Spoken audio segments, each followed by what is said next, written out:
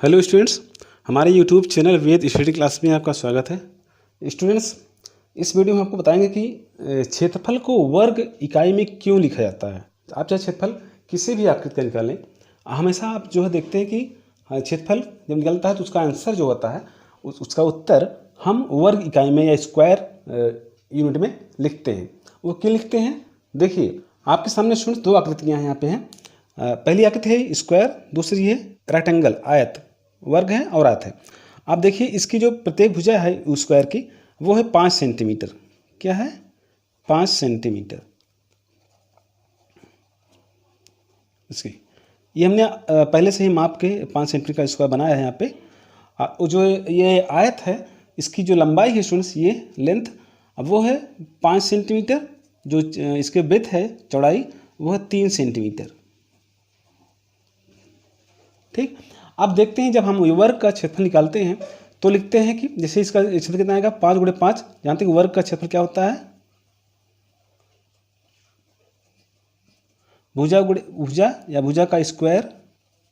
भुजा का square means इसका क्षेत्रफल आएगा कितना? 5 का स्क्वायर मतलब कि 25।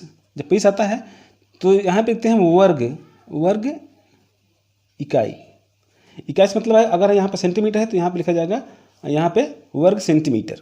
वर्ग सेंटीमीटर। तो यहाँ आपने देखा कि जो ये क्षेत्रफल आया इसका 25 वर्ग सेंटीमीटर है। अब यहाँ पे आप पूछेंगे 25 यहाँ पे कहाँ है, 25 कौन सी चीज़ है जो इसमें 25 है। तो जो जानते हैं जो यहाँ पे जो स्थान है ये 25 तो है, या इस स्थान की माप तो है 25, लेकिन 25 में क्या है जो वर्ग सेंटीमीटर स्टूडेंट आया है। इसका मतलब ये नहीं है कि अगर हम वर्ग का क्षेत्रफल निकाल रहे हैं तो यहाँ पे वर्ग सेंटीमीटर आया है, ये ऐसा बात नहीं है। इसमें जो है इतने 25 वर्ग खाने होंगे। वो खाने कैसे होंगे? जो इसमें पार्ट्स होंगे 25 स्क्वायर पार्ट्स, वो आपको हम दिखाएंगे। देखिए यहाँ पे स्टूडेंट्स हम 1-1 सेंटीमीटर पर चारों भुजाओं में मार्क लगा करके हर जो लंबाई है 1 सेंटीमीटर को बांट लेंगे। ठीक है, मतलब सब जो है प्रत्येक भाग 1 सेंटीमीटर हो जाएगा। ठीक, यहाँ पे भी अब चौड़ाई के अनुसार भी इसमें भी स्टूडेंट देखिए यहाँ पे हमने जो है जो भुजा 5 सेंटीमीटर थी उसको हमने 5 बराबर भागों में बांट दिया। तो मतलब प्रत्येक भाग 1 सेंटीमीटर के हो गए। ठीक है, इसमें भी इसी तरह से इसमें इस तरफ की साइड को भी 5 बराबर भाग में बांट दिया तो एक भाग जो है 1 सेंटीमीटर के हो गया। ठीक है, तो यहाँ स्टूडेंट देखिए जो एक भाग है इसका इसका यहाँ से यहाँ तक की लंबाई कितनी है, इसकी दूरी कितनी है? 1 सेंटीमीटर। क्या है? 1 सेंटीमीटर। और इसमें ये भुजा कितनी है? 1 सेंटीमीटर, क्योंकि हमने इसको इसके अकॉर्डिंग बांटा है। तो यहाँ पे भी 1 सेंटीमीटर होगी, यहाँ पे 1 सेंटीमीटर होगी। अब यहाँ पे देखें कि जो ये वर्ग बन रहा है, आप देख रहे हैं जो इस वर्ग का जो एरिया होगा स्टूडेंट्स, इसका जो क्षेत्रफल होगा वो देखिए कितना होगा? 1 × 1, 1 × 1, मतलब कि एक क्या होगा?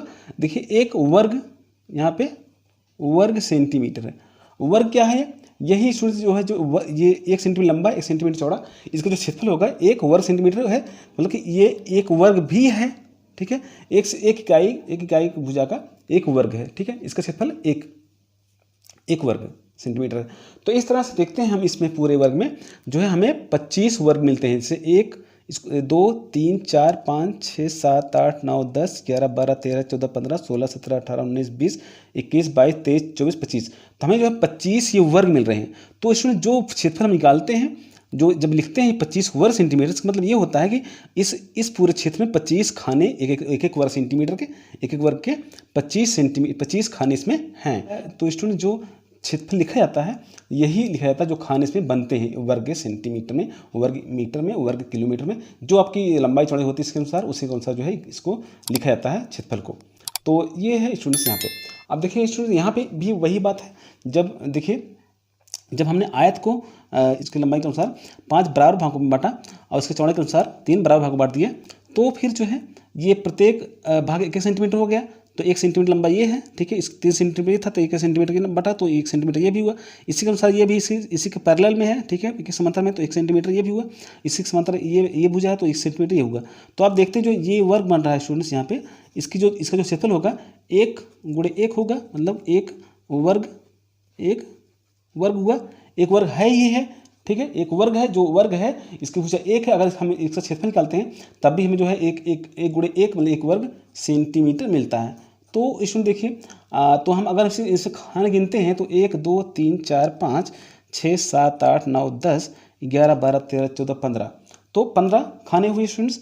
इसलिए जो 15 यहाँ पे लिखा गया है 15 वर्ग सेंटीमीटर या 15 स्क्वायर सेंटीमीटर, 15 वर्ग सेंटीमीटर, तो यही जो आपके खाने निकलते हैं इसमें बांटना, प्रत्येक भुजा को बराबर भागों बांटने पर, तो वही जो खानों की संख्या होती है, जो खांचों की संख्या होती है, वही क्षेत्रफल में हम यहाँ लिखते हैं या वही यहाँ पे लिखा जाता है। इसमें देखिए वही बात यहाँ पे आयत में होती है कि आयत में जब हम आयत में जब लंबाई को एक एक भागों में बांटा हमने और चौड़ाई को भी एक एक भाग बांटा, तो जो है देखिए हमें जो है वर्ग कुछ प्राप्त हो जाते हैं। तो इन वर्गों की संख्या जो होगी सुन देखिए 1 2 3 4 5 6 7 8 9 10 11 12 13 14 15, 15 वर्ग यहाँ पे हुआ स्टूडेंट्स। तो देखिए स्टूडेंट्स अब हम यहाँ पर बात करेंगे कि वर्ग का क्षेत्रफल भुजा स्क्वायर क्यों, वर्ग जैसे क्षेत्रफल जो सूत्र लिखा गया है भुजा के स्क्वायर क्यों लिखाया जाता है। तो इसमें देखिए स्टूडेंट्स ये है आपका वर्ग है, तो हमें अगर ऐसा वर्ग दिया हुआ हो तो अगर हमें इसका क्षेत्रफल निकालने को कहा जाएगा तो क्या करेंगे हम कि पूरे खानों को गिन लेंगे, जितना खाना बनेगा, ये खानों की संख्या जितनी होगी वही इसका क्षेत्रफल होगा।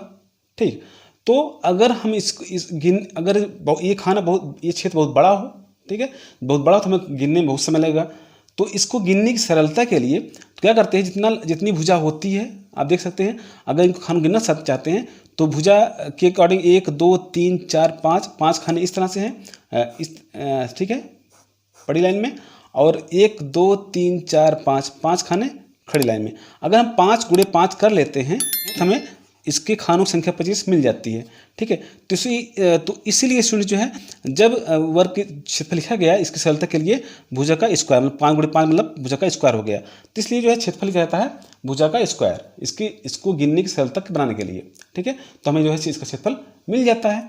ठीक है, तो इसका मतलब होता है अगर भुजा दिया गया हो किसी वर्ग का तो उसके क्षेत्रफल के लिए हम भुजा का 2 बार गुणा कर लेते हैं तो उसके जो क्षेत्रफल होता है वो निकल जाता है। स्टूडेंट्स यहाँ पर देखेंगे अगर आयत में हमें कहा जाए कि इसका क्षेत्रफल क्या होगा और इस तरह से खानों में अगर इस क्षेत्र पर बटा हो, कोई क्षेत्र हो खानों में बटा हो, तो हम उन खानों की संख्या गिन लेंगे और हम बता देंगे कि इसका क्षेत्रफल कितना है। अब यहाँ पे देखें कि अगर इसे और हम सरलता से गिनना चाहें तो क्या करेंगे, तो इसके लिए हमें क्या करना होगा कि जिससे लंबाई के अकॉर्डिंग जितने खाने हैं 1 2 3 4 5 और चौड़ाई के अकॉर्डिंग जितने खाने हैं 1 2 3 खाने हैं, अगर 5 गुणे 3 कर लेंगे, यहाँ पे 5 गुणे 3 कर लेंगे तो हमें इन खानों संख्या 15 है यह प्राप्त हो जाती है। इसलिए इस प्रकार लिखा गया कि जो है अगर लंबाई और चौड़ाई गुणा कर दी जाएगा तो है जो इनमें खानों संख्या होगी ये खानों संख्या में मिल जाएगी। तो इसलिए आयत का क्षेत्रफल हमेशा लिखा जाता है लंबाई गुणे चौड़ाई में। तो स्टूडेंट इस प्रकार से जो है वर्ग और आयत का क्षेत्रफल का सूत्र डिराइव हो जाता है। ठीक है, इस प्रकार से सूत्र बन जाता है।